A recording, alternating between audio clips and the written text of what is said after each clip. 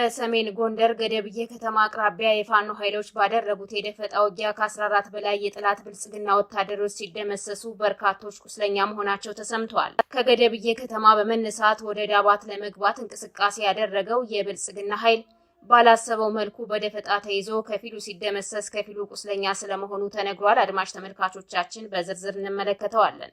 በኦሮሚያ ክልል ሆሮ ጉዱሩ ወለጋ ዞን በአማራ ተወላጆች ላይ እየተፈጸመ ያለው የግፍ ግድያ ቀጥሏል።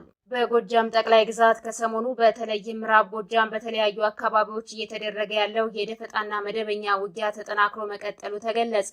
ፋኖ ጠላት በተንቀሳቀሰባቸው ቀጠናዎች ሁሉ እያደረገው ያለው ተጋድሎ ተጠናክሮ መቀጠሉን የመረጃ ምንጮቻችን ለሚዲያችን ተናግረዋል። አድማጭ ተመልካቾቻችን እነዚህንና ሌሎች ተጨማሪ መረጃዎችን ይዘናል።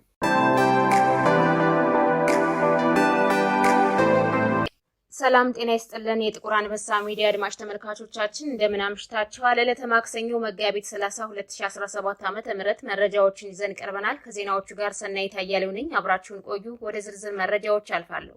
በሰሜን ጎንደር ከገደብዬ ከተማ አቅራቢያ የፋኖ ኃይሎች ባደረጉት የደፈጣ ውጊያ ከ14 በላይ የጠላት ብልጽግና ወታደሮች ሲደመሰሱ በርካቶች ቁስለኛ መሆናቸው ተሰምቷል።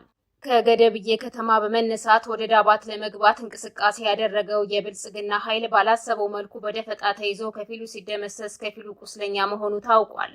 የደፈጣ ጥቃቱን የፈጸሙት የአማራ ፋኖ አንድነት በጎንደር የበጋሻው ክፍለ ጦር የፋኖ ኃይሎች ሲሆኑ በፋኖ ላይ ጥቃት አደርሳለሁ በሚል ድሽቃና ሌሎች የቡድን መሳሪያዎችን ይዞ የተንቀሳቀሰው ወራሪ ሰራዊት ድንገተኛ ጥቃት ተከፍቶበት አይቀጡ ቅጣት ተቀጥቷል። የደፈጣ ጥቃቶች በሌሎች ቀጠናዎችም ተጠናክረው ቀጥለዋል። የአማራ ፋኖ ህዝባዊ ድርጅት ጎንደር ጠቅላይ ግዛት እዝ የፋኖ ኃይሎች ሰፊ ቀጠናዎችን የሸፈነ የማጥቃት ዘመቻዎችን እያደረጉ ይገኛሉ። ጠላት በተለይም ፋኖ ተቆጣጥሮ የሚያስተዳድራቸውን ቀጠናዎች ይዛለሁ በሚል አጉል ምኞት እያደረገው ባለው እንቅስቃሴ በደፈጣ ውጊያ ከፍተኛ ሽንፈቶችን እያስተናገደ ይገኛል። የአማራ ፋኖ ጎንደር ጠቅላይ ግዛት እዝ ፋኖዎች በርካታ ቀጠናዎችን የሸፈነ ግዳጅ በመውሰድ የብልጽግና ወታደሮች ላይ የተጠና ጥቃት ማድረሳቸውን አጠናክረው ቀጥለዋል። ይህ በእንዲህ እንዳለ በመተማ ግዳጅ የተቀበሉ በርካታ ቁጥር ያላቸው የአድማ ብተና አባላት የስምሬት ቀጠናቸውን በመተው ፋኖን እየተቀላቀሉ እንደሚገኙ ተነግሯል። በመተማ ኮኬት እየተባለ ከሚጠራው አካባቢ ያገዛዙ ኃይል በርካታ አዲስ ተመራቂ የአድማ ብተና ኃይሎችን አስመርቆ ግዳጅ ያስገባ ቢሆንም የተሰጡትን የስምሬት ቀጠና በመልቀቅ ፋኖን እየተቀላቀሉ እንደሚገኙ ታውቋል። በዚህም በትናንትናው ዕለት ከአንድ ቀጠና ብቻ ከ40 በላይ የሚሆኑ አዲስ ተመራቂ አድማ ብተና አባላት ስርዓቱን በመክዳት ግዳጃቸውን ጥለው ወጥተዋል። ይህንንም ተከትሎ ያገዛዙ አገልጋይ ወታደሮች በየኬላው በተለያዩ አቅጣጫዎች ጥብቅ ፍተሻ እያደረጉ እንደሚገኙ ተጠቁሟል። ጎንደር መተማን አስቀደምን እንጂ በተለይም አዲስ ግዳጅ የተቀበሉ የአድማ ብተና ኃይሎች በጎጃም በወሎና በሸዋ የግዳጅ ቀጠናቸውን በመልቀቅ የታጠቁትን የጦር መሳሪያ በመያዝ ፋኖን መቀላቀላቸውን ቀጥለዋል። የብልጽግናው አገዛዝ የተመታበትን የሰራዊት ቁጥር ለመተካት የቀን ሰራተኞችን ጨምሮ ከየቦታው በግዳጅ አፍሶ ያሰለጥናቸው የአማራ ወጣቶች ከፋኖ ጋር አንዋጋም በሚል የተሰጣቸውን የጦር መሳሪያ በመያዝ ፋኖን በይፋ እየተቀላቀሉ እንደሚገኙ ተነግሯል። በዚህም የብልጽግናው የገዳይ ስብስብ ከፍተኛ ድንጋጤ ውስጥ መግባቱ ተጠቁሟል። አገዛዙ በግዳጅ በማፈን አማራን እንዲወጉ ስልጠና የሰጣቸው የአድማ ብተና ኃይሎች ስልጠናቸውን የወሰዱ ቢሆንም ትጥቃቸውን በመያዝ የፋኖ ኃይልን እየተቀላቀሉ ይገኛሉ። በኦሮሚያ ክልል ሆሮ ጉዱሩ ወለጋ በአማራ ተወላጆች ላይ እየተፈጸመ ያለው የግፍ ግድያ ቀጥሏል። በሆሮ ጉዱሩ ወለጋ ዞን አሊደንጎሮ ወረዳ ስር በሚገኙ ቀበሌዎች አማሮች በብዛት የሚኖሩባቸውን አካባቢዎች በመለየት የክልሉ የጸጥታ ኃይል ራሱን መከላከያ ብሎ ከሚጠራው የገዳይ ስብስብና እንዲሁም ከሌሎች የታጠቁ ኃይሎች ጋር በመቀናጀት በአሰቃቂ ሁኔታ ጭፍጨፋውን አጠናክረው መቀጠላቸው ተነግሯል። እየተፈጸመ ባለው የጅምላ ጭፍጨፋ እናቶችና ህጻናት ሰለባ መሆናቸውም ተገልጸዋል። ከሁለት ቀናት በፊት የጀመረው የአማራ ተወላጆች ጭፍጨፋ የቀጠለ ሲሆን ከገዳዩ ኃይል ጋር በመቀናጀት ከፍተኛ ዝርፊያ እየፈጸመ የሚገኝ ቡድን ስለመኖሩም ተጠቁሟል።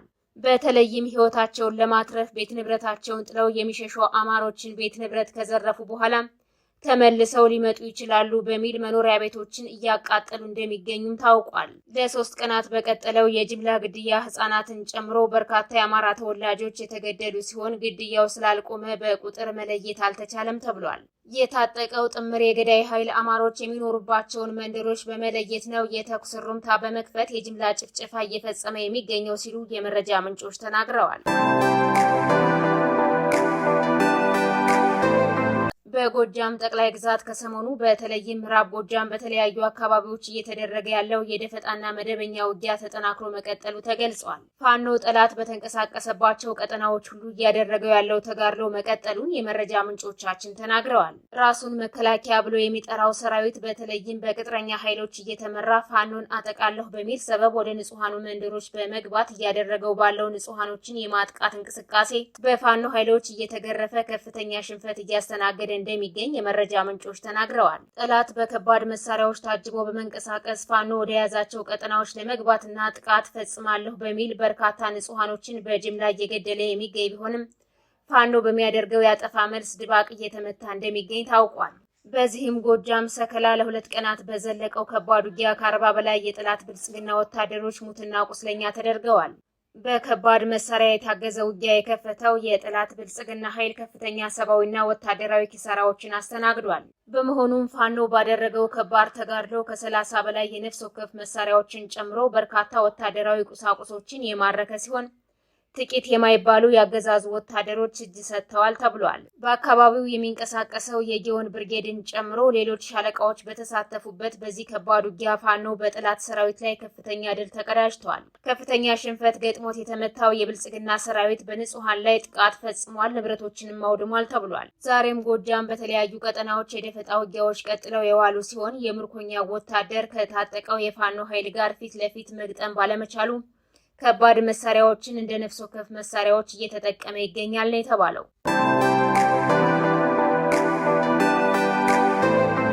መተከል ዳንጎር ወረዳ በተለያዩ አካባቢዎች የገባው ያገዛዙ ወታደር በንጹሃኖች ላይ ጥቃት መፈጸሙ ተሰምቷል። በወረዳዋ በተለያዩ ቀበሌዎች የገባው ያገዛዙ ወታደር የአማራ ተወላጆችን በመለየት ህጻናትን ጨምሮ የጅምላ ጭፍጨፋ የፈጸመ ሲሆን ከፍተኛ ዝርፊያ ማካሄዱም ታውቋል። ራሱን መከላከያ ብሎ የሚጠራው አብይ መራሹ ጨፍጫፊ ሰራዊት ቤት ለቤት በመግባት በርካታ ንጹሃኖችን በግፍ ረሽኗል፣ ንብረቶችንም ዘርፏል። በተጨማሪም የጦር ወንጀለኛው የአብይ አህመድ ወታደር መኖሪያ ቤቶችን በእሳት አቃጥሏል ተብሏል።